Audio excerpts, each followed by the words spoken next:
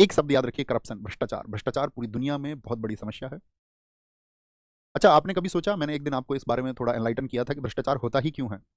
हम सब ये कहते हैं कि भ्रष्टाचार नहीं होना चाहिए, और जब आप भर्ती हो जाते हैं और जहां पर विकल्प होते हैं, तो ऐसा क्यों होता है कि कोई एकाध प्रतिशत व्यक्ति ही ऐसा बचता है कि जो भ्रष्टाचार ना करता हो, 99% करते हैं? तो मैंने आपको बताया था उस सब का कारण हम ही हैं। हमने समाज में उन व्यवस्थाओं को जन्म दिया है जिसके लिए उस व्यक्ति को वो चीज़ें करनी होती हैं, क्योंकि उसके हितों की पूर्ति समाज नहीं कर सकता। समाज की इच्छाएं बहुत रहती हैं आपसे, लेकिन समाज, जो सोसाइटी है, वो आपके हितों की पूर्ति नहीं करता। या आपने देखा होगा, या आप देखोगे, नहीं आपके अगर स्ट्रगल हिस्से में आया तो आप जान जाओगे उस बात को।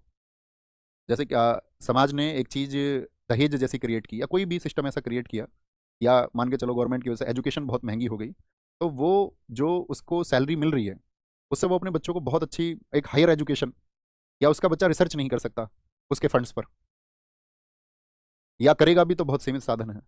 दहेज जैसी चीज़ों की उसे पता है कि समाज प्रतिपूर्ति नहीं करेगा। मकान, क्योंकि सबने सिस्टम बनाया ना, उस वो भी खुद को कुड़ता हुआ देखता होगा कि किसी का घर मकान अच्छा बन गया तो मेरा भी बनना चाहिए। किसी ने अपनी बेटी की शादी बहुत अच्छी की है तो मुझे भी अपनी बेटी की शादी बहुत अच्छी करनी चाहिए, क्योंकि एक प्रतिष्ठा बन जाती है ना नौकरी के बाद में। तो हमारे यहाँ इसलिए तो महत्व दिया जाता है सरकारी नौकरी को, कि वो ये कहते हैं सरकारी नौकरी से ज़्यादा वैल्यू है ही नहीं।